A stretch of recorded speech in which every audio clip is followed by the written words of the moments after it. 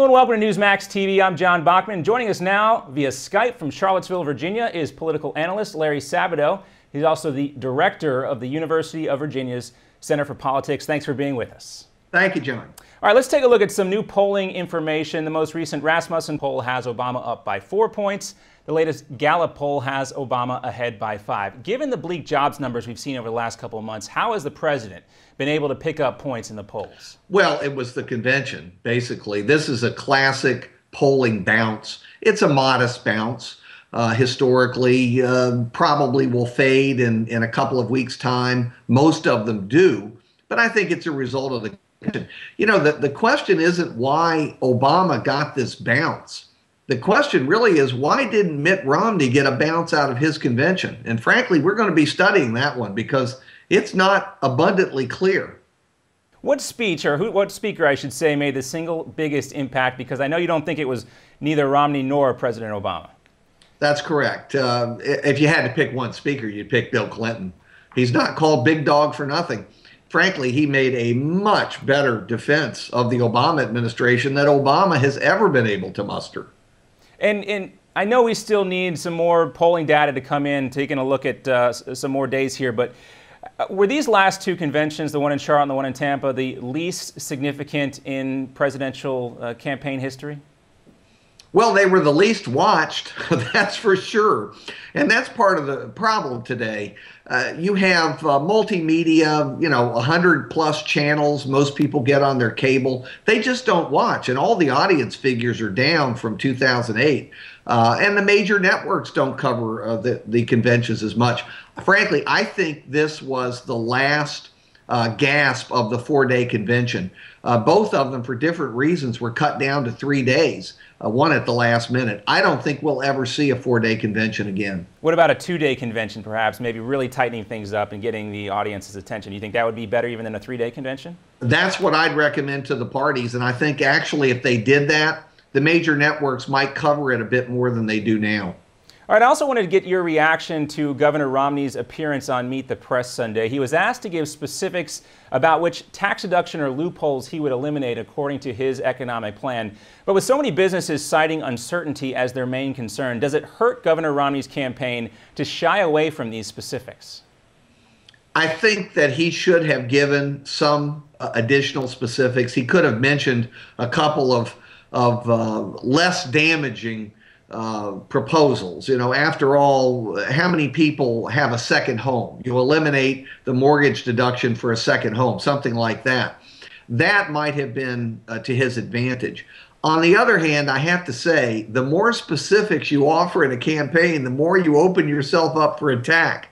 That's why the candidates tend to stay general in the last couple of months of the campaign. So do you believe this was a calculated move to shy away from mentioning some of the things? He may know that those specifics up in his mind, and they might be part of his plan, but you think this was a calculated move to stay away from those specifics in this particular venue? Sure, John. I mean, think about it. Every deduction has a particular constituency, and they're going to be motivated potentially to come out to vote against you if they find out that their deduction is going the way of the dodo. So I understand why he did what he did. Now, I also wanted to get your thoughts on what Governor Romney said about the sequestration being a mistake by Republicans who went along with it, and also a mistake by the presidency. We know the sequestration will have a big impact on states like Virginia. Do you think this is an issue that can bring home that swing state of Virginia, the Commonwealth of Virginia, for Republicans? Possibly. The problem is that both parties agreed to it, and they put that together in a bipartisan fashion, thinking that it would produce some kind of major deficit reduction. They both failed miserably, and as a result, I think the public feels inclined to hold them both responsible. I have a hard time seeing how one party gets an advantage out of that, since they both failed. Governor Romney has been specific, at least with defense spending, saying that he wants to keep it at least at the current level of the GDP. Does that help him in Virginia? And if so, to what extent? Well, it could help. The difficulty, again, is that the Democrats are saying the very same thing. Emphasize the word saying. I don't know what they would actually do once the election's over. That's part of the problem with this election. We're not discussing the really important things that have to be done in the month or two after the election to keep from going over the fiscal cliff.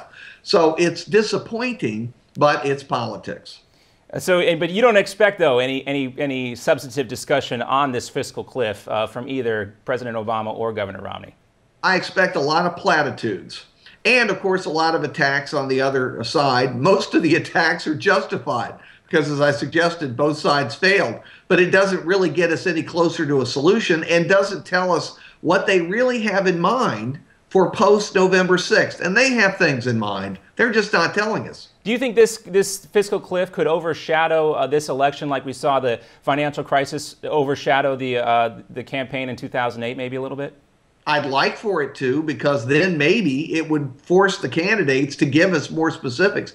And I have no doubt that the people in the debates, the moderators in the debates, will try to pull out some specifics, but it will be very much like pulling teeth. And I'll bet you both candidates keep all their teeth. We might have to see some significant movement in a downward direction from the stock markets to really get these guys to talk about it. But we'll stay tuned on that. Now, you just wrote that this is a presidential election of us versus them, and that the candidates' speeches at the conventions illustrated the importance of the party's ability to get out their own party's voters. So what's more important at this point, appealing to those swing voters or the party members who might be unenthusiastic about pulling the lever for their nominated candidate? You can't ignore either one, but you would certainly in this year pick base mobilization. Look, these recent bounce polls have the undecided vote at 3%. 3%. Last time it was that low was 1996 in the Clinton-Dole race. You've got an incumbent. People have decided yay or nay on the incumbent for the most part. So the story of this election is going to be which side can enthuse their people, their partisans, more than the other side, get them out at a higher rate. That is going to be the election. And at this point of the race, who's doing the better job? Well, I'd say they're pretty equal. For a while, the Republicans had a lead. The fact that Democrats did better with their convention in some ways has generated more enthusiasm among the Democrats. So I'd say it's pretty much on a par right now. I want to talk about this early voting decision in Ohio. A judge threw out a decision by the Ohio State legislature to end early voting a few days early. You say this is going to be a big advantage perhaps for the Obama campaign in that crucial swing state of Ohio. Talk about why you think that's going to happen. Well, I wouldn't say big, but I'd say an advantage. Look, little things can matter in a close election, and this election could easily be very close. If you have an additional 90,000 votes cast, which is what many people on the ground in Ohio are projecting through this early voting process, you look at who those people are. Well, they're tilted to the Democratic Party. That means maybe 25, 30,000 net additional votes to Obama because some of them would have voted another way. Well, if it's a really close election, 25, 30,000 votes can be the election. Little things make a difference. I've seen that in some other states recently. Virgil Goode, a former congressman from Virginia, running in Virginia on the Constitution Party slate, potentially that takes votes away from Romney. That's another little thing that could mean, I don't know, 10,000 votes subtracted from Romney's column. If it's a really close election, that could be the difference. All right, let's also talk about some of these toss-up races for the United States Senate. Which party faces the biggest challenge? Democrats trying to retain control of the Senate, or Republicans trying to pick up the 5 or 6 seats they potentially need to take over the majority in the Senate? Well, until recently, Democrats faced a much bigger challenge. They had many more of their people retiring. They had a lot more vulnerable open seats. Boy, what a difference a few months makes. Olympia Snow's retirement in Maine has pretty much turned that seat over to an independent who's very likely to side and caucus with the Democrats. Look at the situation in Missouri. That was a gimme for the Republicans before Todd Akin said what he said. Now the seat leans to Claire McCaskill, although I'm still waiting for the possibility that Republicans will force Akin out. Any other Republican would have a pretty good chance of winning that seat. And you go down the line, we've actually got the Senate right now at 48 to 48 with just 4 seats remaining to be determined. Those seats include the Massachusetts seat, Scott Brown running for re-election, the Montana seat, John Tester, a Democrat running for re-election. Brown, of course, is a Republican. The Virginia seat is a complete toss-up between Tim Kaine and George Allen, and the Missouri seat. Those 4 seats will determine whether the Senate goes majority to one party or whether it's a 50-50 Senate with the vice president breaking the tie. And so let's hone in on those 4 seats right there that you just talked about. What do you think are the key issues that are going to swing voters in those 4 races, and what does each party have to do to make sure those voters vote in their party's favor? Well, Missouri's in a class by itself. We've already discussed that, and it's all a matter of whether Todd Akin steps aside. The other 3, very interesting to me because coattail is such a big factor. Look, if this were not a presidential year, Scott Brown would have that seat easily in Massachusetts, but it isn't. Obama's going to win 58%, 60% in Massachusetts. That means Scott Brown has to win hundreds of thousands of votes from the Obama column. That makes it tough, but far from impossible to win. He's a strong candidate. In Montana, it's the opposite. Senator John Tester, one-term Democrat, he has to get loads of Republican votes going to Romney and to win a second term. Tough to do. In Virginia, it's a pure coattail election. If Obama carries Virginia by any kind of decent margin, Tim Kaine is going to win the Senate seat. If Romney carries Virginia by any kind of decent margin, George Allen is going to win the Senate seat.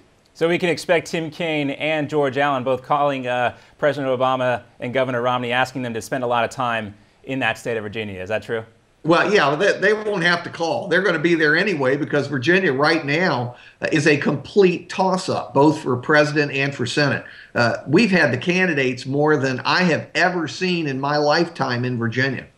I more meant asking for joint campaign appearances, which I believe would help the Senate candidates more than it would help the presidential candidates. Right. Well, we got, I know you mentioned you have your sweater on. That means it's getting a little cooler. We're getting a little bit closer to this election, and I know you probably can't wait. But I imagine we'll be talking about 2016 before too long. Larry Sabato, thanks so much for being with us today. Thanks a lot, John. Enjoyed it.